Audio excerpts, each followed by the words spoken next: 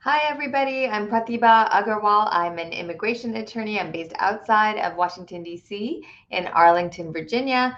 My clients are all throughout the United States, and I can help answer your immigration questions. We all know that immigration is a very complicated process, and it's really hard for people to figure out, even the most educated of people, right? Even if you're a lawyer like me, I didn't really understand the immigration forms until I started doing it regularly every day. So I've now been practicing. I've been a practicing attorney since 2008. We've had this firm open. We're going on 5 years now, and we practice all types of immigration laws. So employment-based immigration.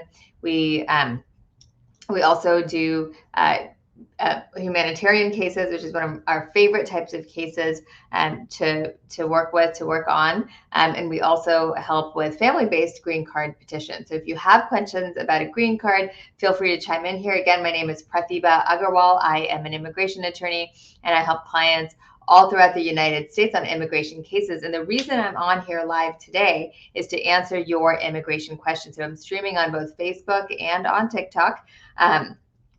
Feel free to put your question in, say hi to me, tell me where you're from, tell me your immigration question, and I'll start off with our question of the day. Hi, Thera, nice to see you. Thank you for joining.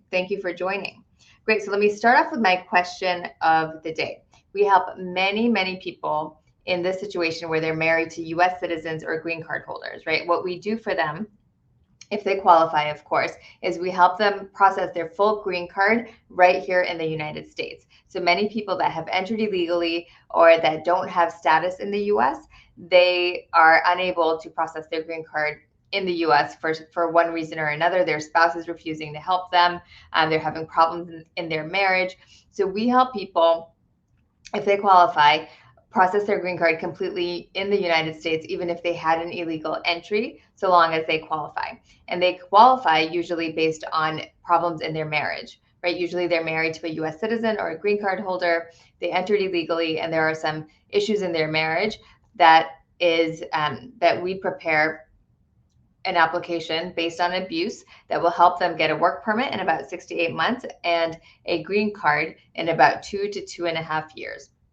This is all done completely in the US without having to leave, even if there is an illegal entry. Okay, so I suggest if you are married to a US citizen or a green card holder, or if you know people that are married to US citizens or green card holders and their spouse is not helping them apply, to basically let them know to share this post, share our page, and let them know so they can watch this and they know that there is an option, right? They know that there is an option. And again, this is an opportunity for you to ask questions about any types of immigration, not necessarily just what I'm talking about here, which is a humanitarian case, but we also help with H-1Bs, we help with employment-based visas and investment-based visas. So go ahead and put that in here. I'm going to start off talking about my question of the day, and then I'll get to your questions. Okay, great. There I see your questions, and I'm going to get to it in just a second. Hi, Ahmad. If you're just joining, feel free to put your information in here. Hi, Nathanianda. He says, "Good morning, sister. I'm from Bangladesh. Nice to see you." We have people joining from all over the world, and we have clients literally all over the world. Hi, Gagan. Gagan is from California. Nice to see you again. Feel free to say hi, put your question in, and I'm happy to answer your questions for you. Make sure you follow us on TikTok at Agarwal Immigration, like our page on Facebook, again, at Agarwal Immigration. I'm on here frequently, and really the purpose is to inform you about immigration law, to kind of answer that one-off question. If you want a confidential consultation, please call our office. We are at 703-348-1663. And of course, you can also hop on Facebook. We have a link for self-scheduling if you want to go ahead and schedule your own consultation with our firm. We're doing them by Zoom, by phone, and in person. So whatever you prefer, I would love to meet you and talk to you about your immigration case. Okay, so the question I'm going to start off with today is called, it's essentially, what is my Vawa interview going to be like? Right? What is my Vawa interview going to be like? As I mentioned, this VAWA case is for people that are married to US citizens or green card holders where their spouse is not going to help them, where their spouse is abusive, and it could be emotional, psychological abuse, and they are applying for a green card on their own. So if they qualify for this green card, there will be a green card interview. So there are certain things to remember, right? There are certain things to remember when it comes to this type of green card interview. Okay, number one, you go without your spouse, right? Normal green card interviews, if they're family-based petitions, you and your spouse, if it's based on marriage, you go together to this green card interview. Here, when you're applying based on VAWA, a self-petition that's based on abuse, not necessarily physical, right? It could be emotional or psychological. You go without your spouse, but you're not alone. If you go with our firm, we come with you, right? We come with you to the interview. So we prepare you for the interview, we prepare documents for the interview, and we also go with you to the interview if you do hire our firm to represent you in this kind of matter. Okay, so the first step is to schedule a consultation, 703-348-1663. All right, we also do come with you to the interview. So you are not alone. So many people, many victims of abuse are afraid of going into a green card interview without their spouse by themselves. It's intimidating, it can be scary, but we will prepare you, we'll walk you through it, we'll give you a clear picture of what to expect, we will practice questions, and we also come with you to make sure all of the laws are complied. Okay? All right, so that's one thing. The other thing is you are asked questions about your entries, you are asked questions perhaps about your marriage, but you are not asked questions about the abuse that you suffered, right? Many people that are applying for a green card feel nervous that they're going to be asked these questions about the nature of the abuse, and that can be very painful for people to talk about, right? That can be very painful for people to talk about. However, in a VAWA green card interview, you are not asked questions about the abuse. What they're doing is confirming that your marriage was real, not just for immigration purposes. They want to make sure you don't have any other reasons for them to deny you a green card, perhaps a health issue, perhaps it could be a national security threat, right? Many people, if the VAWA petition has been approved, the green card portion usually presents no problems. Usually you don't have crimes, right? So call us for a consultation. We can walk you through the full process. We'll walk you from start to finish of what a VAWA application might look like, and we'd be happy to help you with this kind of application. Best way to get started on consultation is 703-348-1663. My name, again, if you didn't catch it, is Pratibha Agarwal. I am an immigration attorney. My clients are all throughout the United States. All right, great. Let me get to your questions. Hi, Thera. So Thera, that was my question of the day. I hope that was helpful. If you're just joining, say hi, tell me where you're from. All right, so Thera says, if I'm on a study visa and I'm a single mom from my country, can I file for asylum and go possibly to domestic abuse?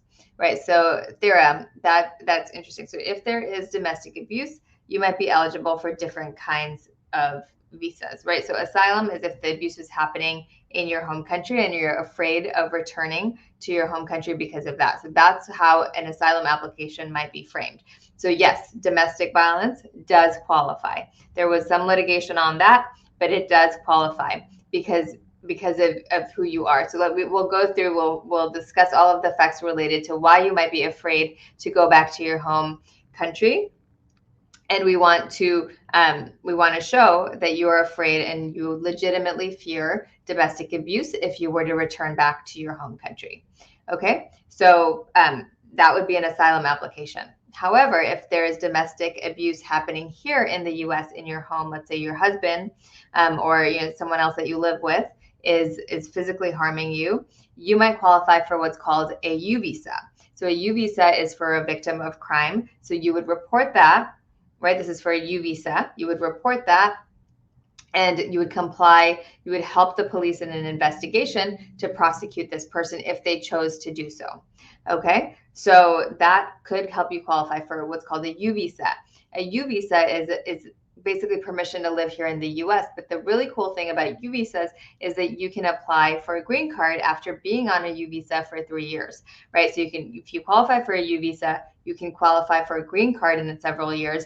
and then later become a US citizen. So that is why a U visa can be very, very appealing. And I would suggest if you are a victim of a crime, especially domestic abuse, you likely will qualify for a U visa. Give us a call. We will screen you. We'll walk you through that process.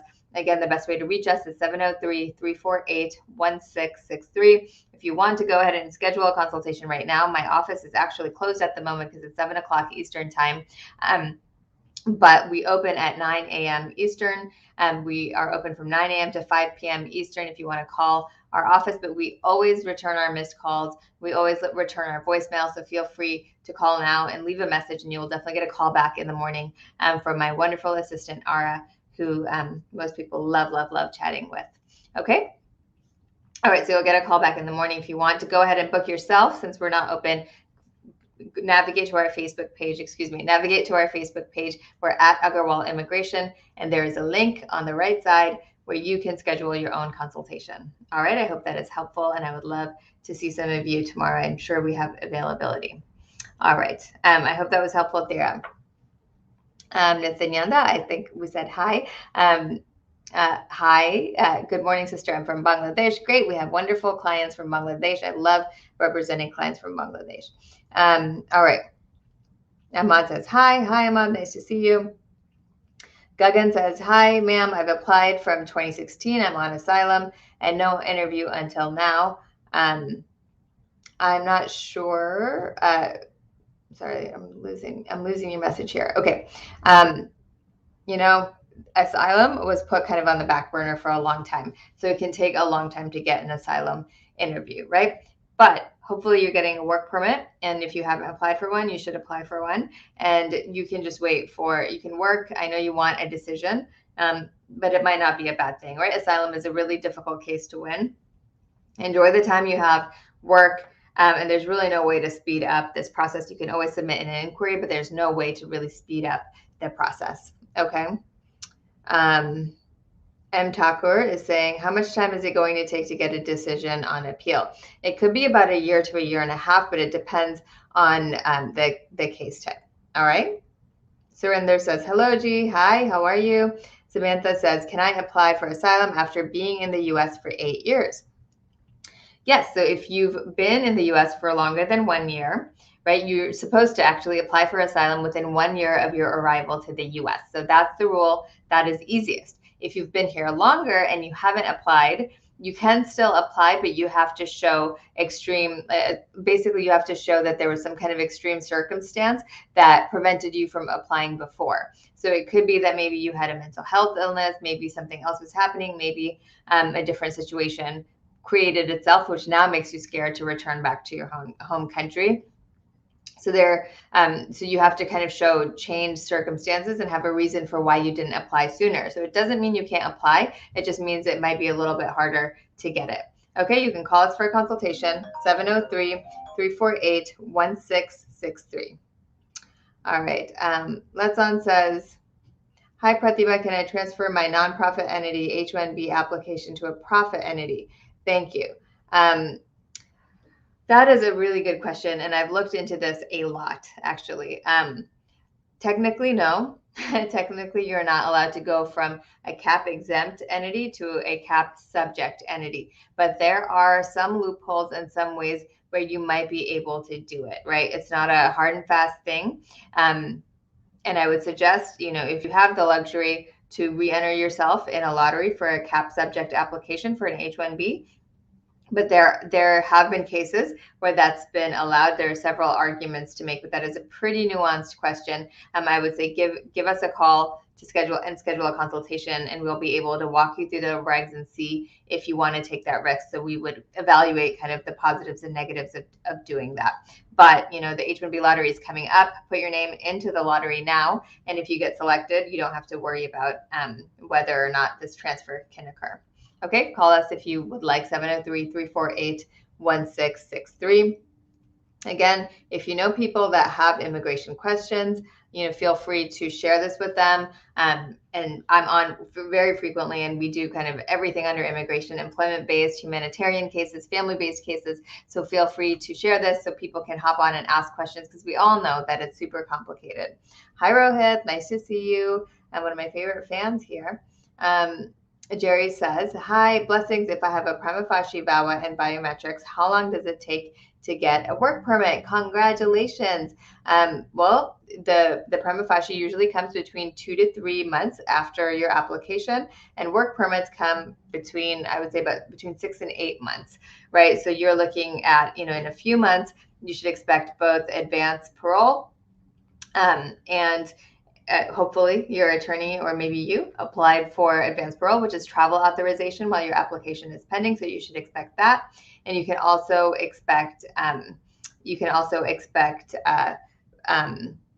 your work permit in that same time. It usually comes together. All right, congratulations. If you have your prima facie, you're on your way. Another user is asking, how long does it take to concurrently file a VAWA and an I-360? So in terms of preparing our application, a VAWA I-360 and an I-485.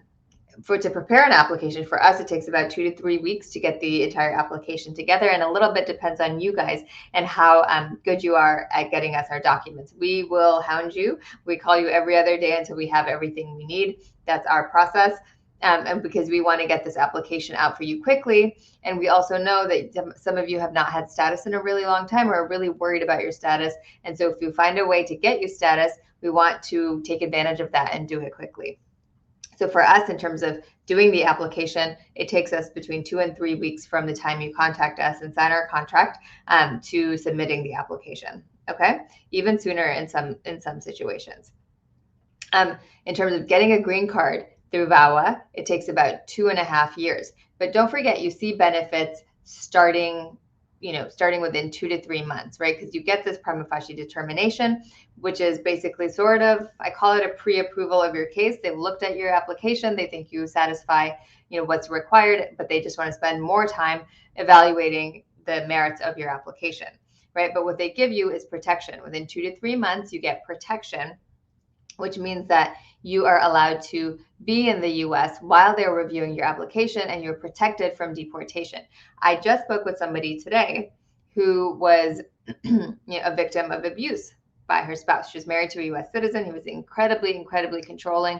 He didn't want her to work. He wanted her to stay home and take care of the kids. He prevented her from doing many different things. He would check her phone. He was incredibly controlling, right? And she has a very strong VAWA case. And he often threatens deportation. So whenever they get into a fight, he sometimes will say, I'm going to call immigration. He has even called the police thinking that they would take her away when they're in the middle of a fight. This is all part of the abusive behavior.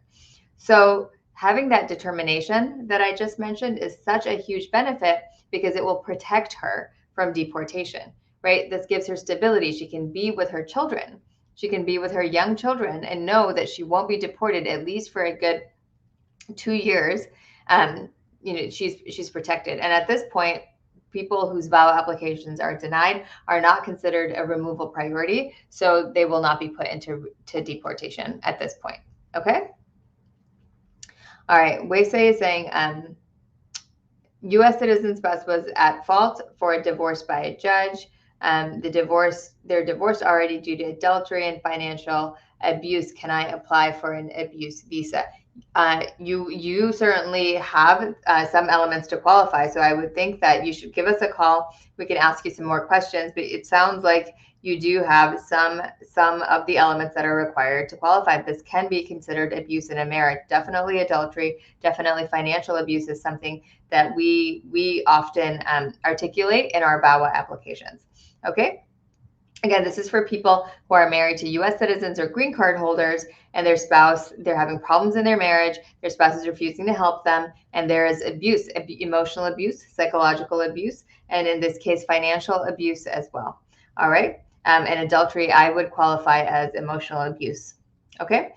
Give us a call. Usually there's a lot more than you can think of just on the surface, right? Usually there's a lot more issues that might not even occur to you are issues. So call us. We will schedule a consultation, and we'd love to work on your VAWA application. 703-348-1663. Again, if you want to go ahead and schedule that consultation right now, hop on Facebook And there is a link where you can self-schedule and select a time that works for you. Okay. Hi, Jerry says, if I have a prima facie VAWA and biometrics, how long for a work permit? I think I just answered that question. I may have read it twice, so apologies for that. Usually a few more months. So the biometrics comes at about 5 months, so probably between 2 to 3 months. You already have fingerprints, excuse me. Probably another month to 2 months to get your work permit. Okay, hi Neha, nice to see you. Thera is saying, Ruth says, Ruth has a question here on Facebook. She says, good evening. My son is in Trinidad and Tobago. I'm guessing not tobacco. He's married. How can I get him to visit me? He went for a visa several times and turned down. I'm not well, and I need to see my son and my granddaughter. The big thing, Ruth, with the visitor visa is to show an intent to return back to your home country, right? Excuse me. So the more ties your son can show to his home country, the better. So things like property ownership or a job in Trinidad or other family, maybe a wife in Trinidad, and all the reasons why he might have to stay in Trinidad or have to return after a short visit, right? Also, if you have a medical issue, if you mentioned your health, then those documents to show that his purpose in visiting you in the U.S. is temporary and there's a very specific reason. Those are the ways you can show a really strong tie to your home country, and that's how a visa can be issued. Okay. All right. Ruth says, I'm a green card holder. Great. That's helpful. That's helpful too. Thera says, if I'm a citizen and my brother is here illegally, how can I help him? Can I petition him in any way? It would be, you can start a process for him and he can perhaps leave and come back in.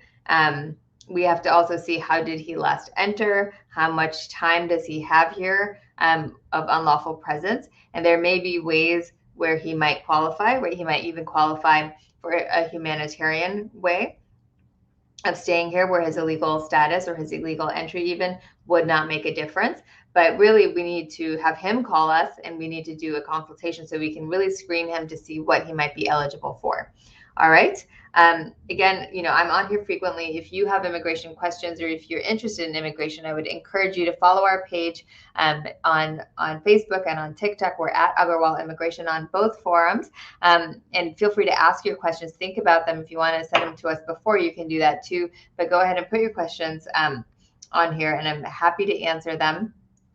And if you know others, make sure to share this post with them so they can also follow us and like us and be able to hop on here and ask those very complicated immigration questions. I hope everyone has a wonderful evening.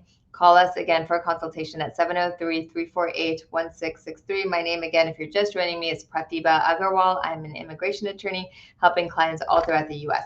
And I hope to see many of you tomorrow and Friday to start off the year fixing your immigration situations or helping get you status in the U.S. Okay, hope everyone's doing well. I will see you soon. Bye.